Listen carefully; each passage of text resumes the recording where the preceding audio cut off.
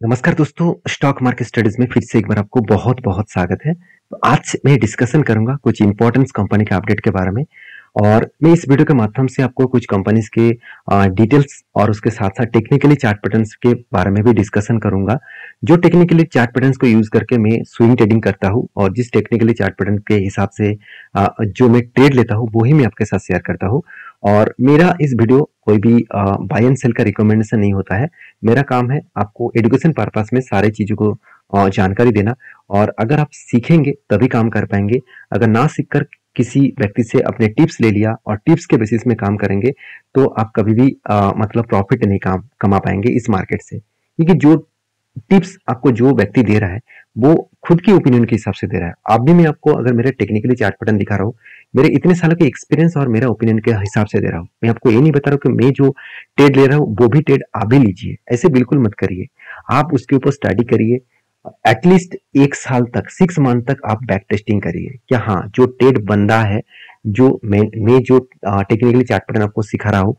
और देखिए जो टेक्निकली चार्ट पैटर्न आपको सिखा रहा हूँ वही टेक्निकली चार्ट पैटर्न लोग लाखों रुपया देकर सीखते हैं। और आपको अगर विश्वास नहीं है तो आप कोई भी मतलब कोई भी स्विंग ट्रेडिंग कोर्स कर लीजिएगा। वहां पे आपको मिनिमम 50,000 से भी ज्यादा अमाउंट चार्ज करेंगे। तो मेरे कहने का मतलब है मैंने कोर्स किया है तो इसलिए मैं वो सारे चीज आपको सिखा पा रहा हूँ। ऐसे नहीं कि मैं खुद इसके ऊपर स्टडी करके काम कर रहा हूँ।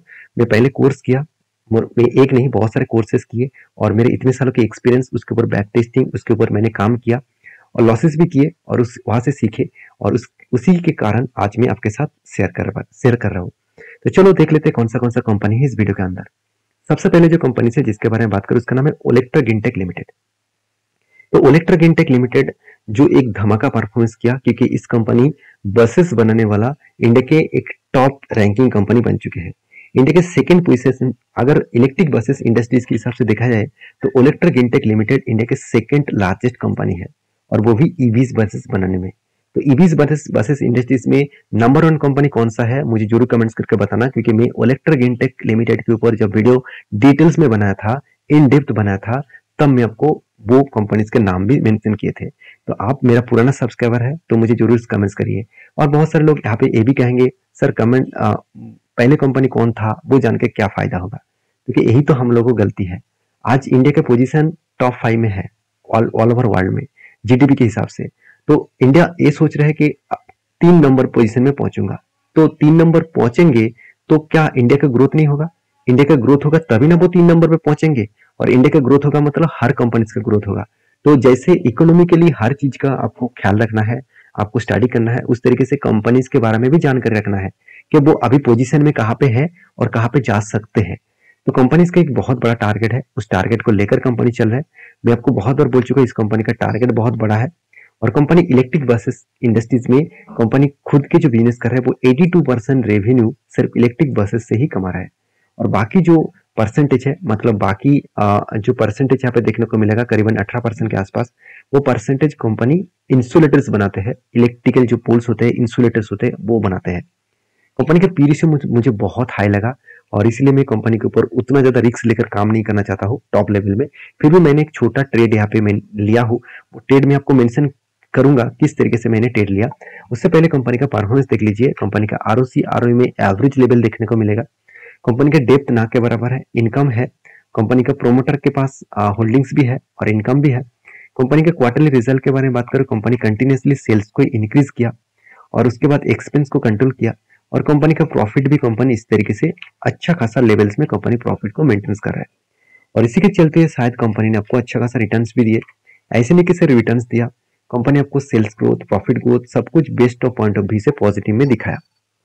अभी एक चीज मैं और भी बता दूं कि कंपनीज के ऊपर जो पॉइंट्स यहाँ पे शेयर कर रहा हूँ वो पॉइंट्स कुछ इस तरीके से है। जैसे कंपनीज के ऊपर जो बैलेंस शीट है वो आप देखेंगे कंपनी का जो रिजर्व है वो लगातार बढ़ते चले गए। कंपनी का बोरिंग्स कम तो था, इस बार कंपनी का बोरिंग्स हाईएस्ट देखने को मिलेगा। आज तक कंपनी ने इतने बोरिंग्स नहीं लिया। अब यहाँ पे आप पूछेंगे कि सर बोरिंग्स क्यों लिया गया? देखिए यही तो मैं आपको समझाना चाहता हूँ। कंपनी का फ्यूचर के बारे में आपको जानना है। तो कंपनी का देखिए ट्रेड रिसीवेबल में कंपनी पिछले साल में कितना ट्रेड रिसीव किया था? करीबन 350 करोड़। और इस बार कितना ट्रेड रिसीव हुआ? करीबन 650 करोड़। तो डबल के आसपास कंपनी ट्रेड रिसीव किया। इसका मतलब बासेस का जो ऑर्डर्स है कंपनी को बहुत ज्यादा मिला। सऊदी अरबिया से भी कंपनी को ऑर्डर्स मिला।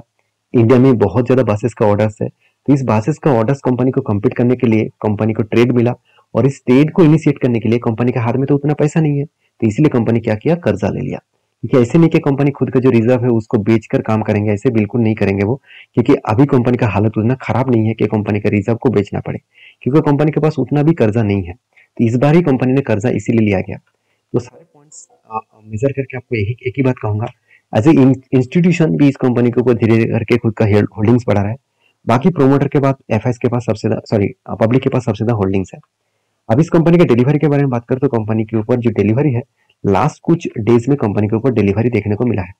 अभी देखिए 50%, 53%, 55% के आसपास डिलीवरी देखने को मिला है।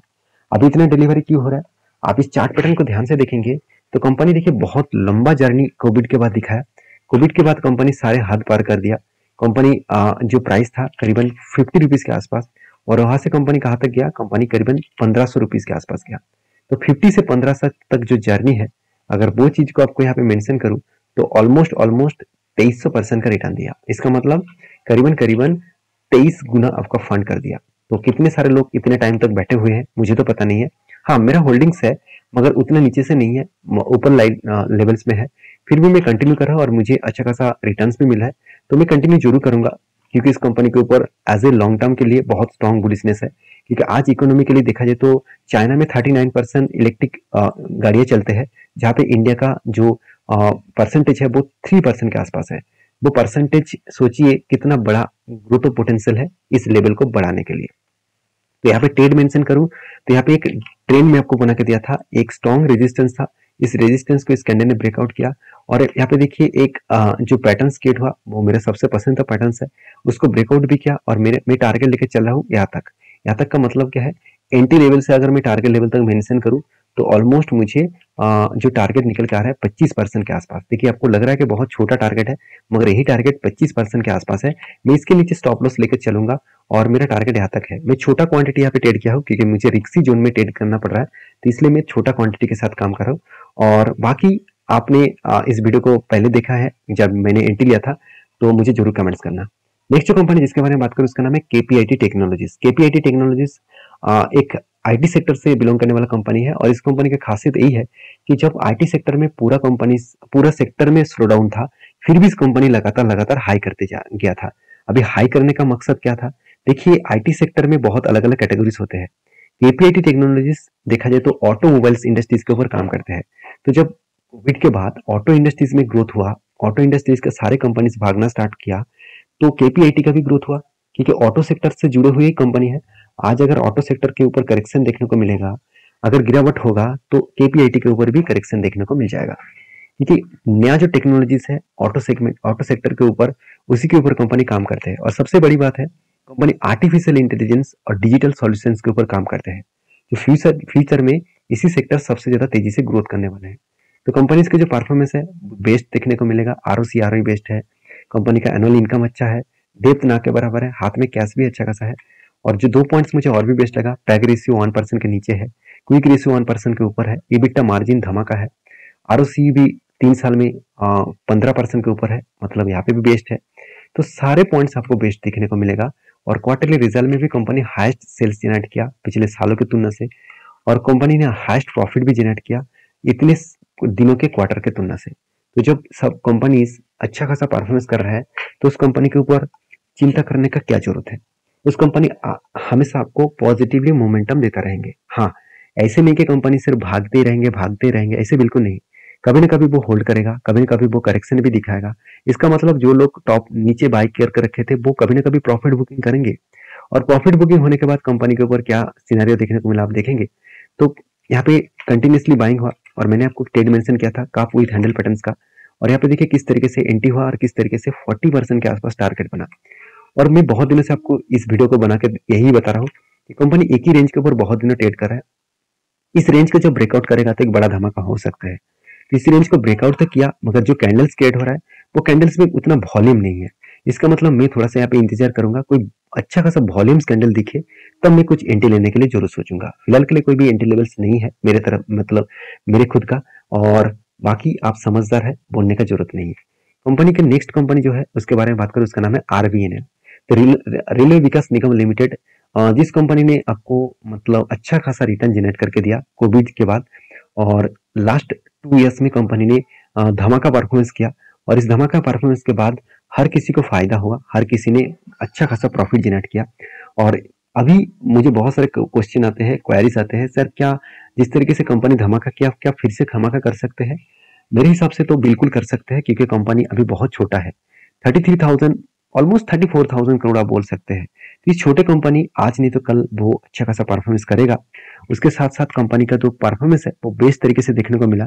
और मुझे लगता है गवर्नमेंट भी कुछ सोच समझ कर भी काम कर रहा है, क्योंकि गवर्नमेंट के पास जो होल्डिंग्स 75% के ऊपर था, सेबी के रूल्स के हिसाब से 75% के नीचे होना चाहिए था, तो वो कंपनी ने करके दिखाया। इस बार प्रोमोटर का होल्डिंग कम किया, इसी बार ने किया। आपको दिखा देता हूँ। देखिए पहले कितना था, पिछले बार कंपनी का होल्डिंग्स था करीबन 78% के आसपास, और इस बार होल्डिंग कितना है 72% आसपास। इसका होल्डिंग का परसेंटेज कितने उठाया? एफआईएस ने उठाया, डीएस ने उठाया, और पब्लिक ने भी उठाया। तो इसका मतलब कंपनी में अपकमिंग कुछ ईयर्स में और भी बड़ा धमाका होने का चांसेस है। तो होल्डिंग उठाया इसका मतलब धमाका होगा ऐसे बिल्कुल नहीं। तो कंपनी का जो प्रोमोटर है वो सोच समझ कर काम कर रहा है, कंपनी के ऊपर फ्यूचर में कुछ तकलीफ ना आए, कुछ गड़बड़ी ना होए, तो इसलिए कंपनी के ऊपर फोकस रखा जा रहा है। क्वार्टरली बात करूं तो क्वार्टरली कंपनी कंटिन्यूसली सेल्स को इंक्रीज किया, और एक्सपेंस को भी मेंटेन करने के बाद कंपनी हाईएस्ट यहाँ पे प्रॉफिट जनरेट किया। जो 300 करोड़ के आसपास पिछले साल का प्रॉफिट था, इस बार वो बढ़ के हो चुके 340 करोड़ के आसपास। तो यहाँ पे एक पॉजिटिवली थिंकिंग देखने को मिला और पॉजिटिवली ग्रोथ देखने को मिला। अभी यही चीज मैं RBNL के एक रिपोर्ट के हिसाब से बता दूं कि कंपनी को लगातार लगातार प्रोजेक्ट मिला है। मैं आपको ये भी बताया था कि कंपनी को 200 ट्रेन से भी ज्यादा ऑर्डर्स मिला, और वो भी किसका, वंदे भारत का। और इस ट्रेन मैन्युफैक्चरिंग में कंपनी किसके साथ लेंगे आप देखेंगे तो RBNL एंड TMH फार्म आप डील, मतलब किसके साथ डील हुआ आप ध्यान से देखेंगे। जो यहाँ पे देख सकते हैं कंपनी मैन्युफैक्चरिंग करने वाला है of sleeper Vande Bharat train with Russian मतलब कंपनी, जिसका नाम एक्चुअली THM फार्म्स है। इस कंपनी के साथ डील करके कंपनी काम करने वाला है, और 200 से भी ज्यादा कंपनी को ऑर्डर्स मिला है। तो सोचिए अपकमिंग ईयर्स में जब इंडिया का ग्रोथ होगा तो इस तरीके से लग्जरी ट्रेन आपको देखने को मिलेगा, और भी ज्यादा देखने को मिलेगा। तो मेरे हिसाब से फ्यूचर में सारे ट्रेन को रिप्लेसमेंट किया जाएगा, और जो आज डेवलप कंट्रीज में है, जैसे चाइना में है, जापान में है, फ्रांस में है, इटली में है, रशिया में है, इस तरीके से जर्मनी में है, तो उस जगह से जिस तरीके से लग्जरी ट्रेन और बसेस और ट्राम्स देखने को मिलता है, तो इंडिया का भी इंफ्रास्ट्रक्चर का ग्रोथ होने के बाद इस सारे कंपनीज के प्रोडक्ट का भी ग्रोथ होगा। तो इसीलिए इस तरीके से कंपनी के ऊपर आपको फोकस रखना चाहिए। तो शायद इसीलिए मुझे लगता है कंटिन्यूसली इस कंपनी के ऊपर डिलीवरी कंटिन्यूसली उठाया जा रहा है, चाहे वो आज कंपनी टॉप लेवल में हो, किसी भी जगह पे हो, कंटिन्यूसली इसके ऊपर डिलीवरी उठाया जा रहा है। और इसी के चार्ट पैटर्न्स के बारे में मैं बात करूं तो RBNL के ऊपर मैं एक चीज आपको बता दूं कि इस कंपनी के ऊपर लगातार बाइंग हुआ। कोविड के टाइम से लेकर कंपनी के ऊपर एक मैसिव जंप देखने को मिला, यहाँ पे होल्ड भी हुआ, और फ्लैग विथ फॉल जैसे पैटर्न क्रिएट हुआ। और यहाँ पे मैंने एक ट्रेड लिया था, और ट्रेड में ऑब्वियसली ट्रेलिंग स्टॉप लॉस करके एंट्री लिया, और मैंने प्रॉफिट बुकिंग इस जगह पे किया। और फिर से यहाँ पे कफ विथ हैंडल एक फ्लैग और पुल जैसे पैटर्न क्रिएट किया, और फिर से मैंने आपको बताया इस फ्लैग और पुल के हिसाब से यहाँ पे एंट्री बना था, और यहाँ पे टारगेट बना था। और उसके बाद देखिए फिर से एक पैटर्न क्रिएट हुआ, और वो भी कफ विथ हैंडल पैटर्न्स, और कफ विथ हैंडल पैटर्न्स में यहाँ पे ब्रेकआउट हुआ, और ब्रेकआउट कंफर्मेशन हो गया। और मेरे हिसाब से यहाँ तक टारगेट बन सकते हैं। अगर एंट्री लेवल से मैं टारगेट लेवल तक मेंशन करूँ तो एंट्री लेवल से टारगेट लेवल तक ऑलमोस्ट 16% के आसपास टारगेट मिल सकता है। तो अगर एक मान में भी 16% का टारगेट मिल जाए तो मेरे हिसाब से एक बड़ी बात है। तो बाकी आप समझदार है, उस हिसाब से काम करिए। नेक्स्ट जो कंपनी जिसके बारे में बात करूं उसका नाम है JB chemicals and pharmaceuticals company. इस कंपनी कोविड के बाद ऑलमोस्ट 800% का रिटर्न दे दिया, तो एक धमाका परफॉर्मेंस किया, और इसके चलते हुए कंपनी के बोर्ड ने एक अनाउंसमेंट भी किया। वो अनाउंसमेंट क्या है, कंपनी बोर्ड ने एक अनाउंसमेंट किया कि कंपनी इसको स्प्लिट देने वाला है। तो स्प्लिट कब देने वाला है, 18 तारीख को स्प्लिट देने वाला है, और वो भी सितंबर मंथ में। कंपनी का जो 2 रुपये का फेस वैल्यू है वो अभी 1 रुपया बनने वाला है। इसका मतलब कंपनी एक्स्ट्रा आपको बेनिफिट के हिसाब से कंपनी यहाँ पे 1 के बदले 2 शेयर देने वाला है।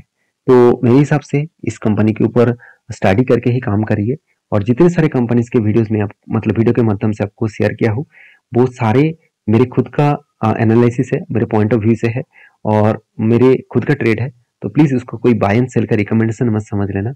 मेरा कोई अटेंशन नहीं है मैं आपको बाय एंड सेल का रिकमेंडेशन करूँ, कोई टिप्स दूँ। अगर आपको सीखना है तो मेरे साथ कंटिन्यू करिए, अगर आपको टिप्स चाहिए तो डिसीजन आपका है, मेरा कोई डिसीजन नहीं है टिप्स देने का। तो मिलते हैं नेक्स्ट वीडियो में, तब तक के लिए अच्छे से रहिए, अपने ख्याल रखिए।